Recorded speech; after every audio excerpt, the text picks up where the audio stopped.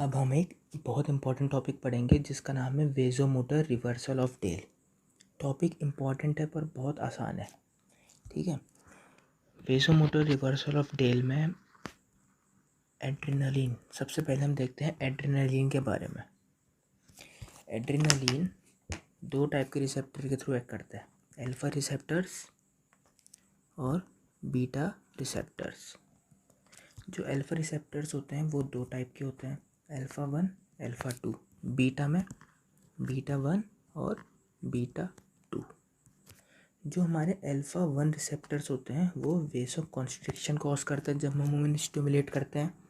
Beta 2 receptor वेसो dilation करते हैं। जो हमारे अल्फा रिसेप्टर होते हैं उन्हें हाई डोज चाहिए होती है एड्रेनालिन की एक्ट करने के लिए। बीटा रिसेप्टर लो डोज में भी एक्ट करते हैं। अब जब हम एड्रेनालिन को आईवी के थ्रू देते हैं हाई डोज में, तो इनिशियली हमारा बीपी इंक्रीज़ कर जाता है। हमारा बीपी इंक्रीज़ क्यों करता है? क्योंकि हाई डोज में हमारे जो अल्फा 1 रिसेप्टर है वो स्टिमुलेट होते हैं। वो स्टिमुलेट होंगे, वेसो कॉन्स्ट्रिक्शन होगा। वेसो कॉन्स्ट्रिक्शन होगा तो बीपी इंक्रीज़ कर जाएगा। पर जैसे आफ्टर सम टाइम हमारा बीपी डिक्रीज़ कर जाता है। अब बीपी डिक्रीज़ क्यों करता है? क्योंकि थोड़ी देर बाद जब हमने एड्रेनालिन दिया, एड्रेनालिन का मेटाबॉलिज्म होना स्टार्ट होगा। एड्रेनालिन मेटाबॉलिज्म होना स्टार्ट हुआ तो एड्रेनालिन का कंसंट्रेशन डिक्रीज़ होगा। उनका कंसंट्रेशन डिक्रीज़ होगा तो वो हमारे अल्फा 1 रिसेप्टर पे एक्ट नहीं करेंगे, क्योंकि अल्फा 1 रिसेप्टर को हाई डोज चाहिए होता है। वो हमारे बीटा रिसेप्टर में एक्ट करने लग जाएंगे, क्योंकि हमारे बीटा रिसेप्टर लो डोज में भी काम कर सकते हैं। तो हमारे बीटा रिसेप्टर पे एक्ट करेंगे जिसकी वजह से हमारा बीपी डिक्रीज़ हो जाएगा, क्योंकि बीटा रिसेप्टर हमारा वैसो डायलेशन कराते हैं। इसी को अगर हम ग्राफ में देखें तो सपोज एक ग्राफ है, ये बीपी है। इनिशियली जब हम एड्रेनालिन देते हैं हाई कंसंट्रेशन में तो हमारा बीपी बढ़ता है। बीपी क्यों बढ़ेगा? क्योंकि जो हमारे अल्फा 1 रिसेप्टर हैं वो प्रीडोमिनेट करते हैं बीटा 2 रिसेप्टर को। फिर थोड़ी देर बाद हमारा बीपी घटना स्टार्ट होगा, क्योंकि एड्रेनालिन का मेटाबॉलिज्म हो रहा है, ठीक है। घटा फिर जब थोड़ी देर बाद क्या होगा, इस कंसंट्रेशन पे आ जाएगा जहाँ पे हमारे एड्रेनालिन का वो कंसंट्रेशन है जहाँ पे वो अल्फा रिसेप्टर को स्टिमुलेट नहीं कर सकता है। तो वो हमारा बीटा रिसेप्टर को स्टिमुलेट करेगा। तो बीटा रिसेप्टर को स्टिमुलेट करा तो हमारा बीपी घटना स्टार्ट हो जाएगा। बीपी घटेगा। फिर हमारा एड्रेनालिन तो मेटाबोलाइज हो ही रहा है ना, तो हमारा एड्रेनालिन जैसे जैसे मेटाबोलाइज होता रहेगा फिर उसका कंसंट्रेशन इतना कम हो जाएगा कि वो बीटा रिसेप्टर को भी स्टिमुलेट नहीं कर पा रहा है। तो हमारा बीपी हल्के हल्के नॉर्मलाइज होने लग जाएगा। तो एक इस टाइप का ग्राफ हमें आता है। इस टाइप के हम ग्राफ को बोलते हैं बाई फेजिक रिस्पॉन्स। इसको हम बोलते हैं बाईफेजिक रिस्पॉन्स, ठीक है। अब हमने बाईफेजिक रिस्पॉन्स देख लिया। अब हम देखते हैं कि असलियत में वेसोमोटर रिवर्सल ऑफ टेल होता क्या है। जब हम एड्रेनालिन को आईवी के थ्रू देते हैं हाई डोज में और उसके साथ हम देते हैं अल्फा 1 ब्लॉकर्स।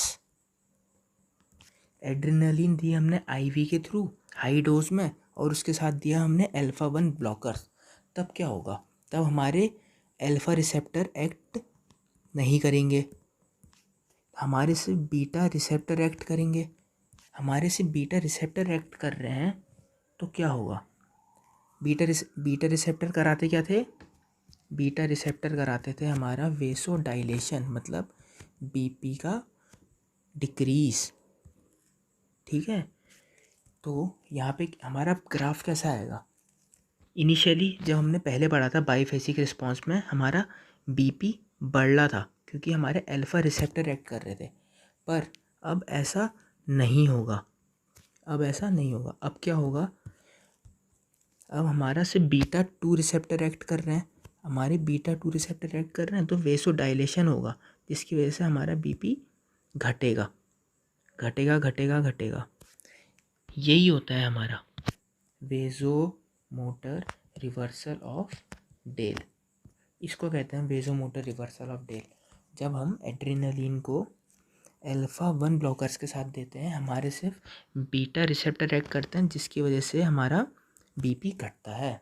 अब हमारा बीपी डिक्रीज कर रहा है, तो इसी को हम बोलते हैं एक्सैजरेट फॉल ऑफ बीपी।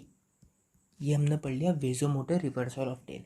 अब इसमें एक चीज़ और आती है, उसको बोलते हैं हम वेजोमोटर रिवर्सल ऑफ डेल।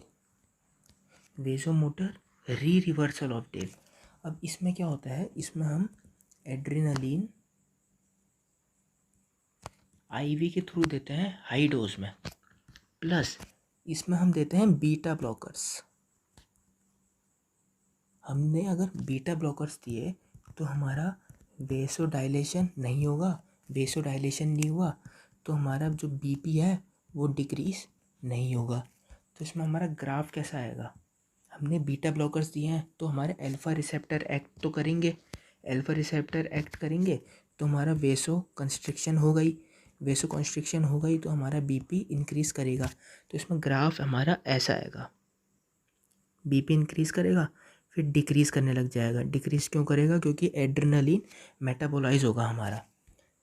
हमने बाईफेजिक में देखा था कि ये ग्राफ हमारा फिर ऐसे जा रहा था, पर इसमें ऐसे नहीं जाएगा क्योंकि हमने बीटा ब्लॉकर्स दे रखे हैं। Thank you. आशा करता हूँ आप लोगों को वीडियो पसंद आई होगी।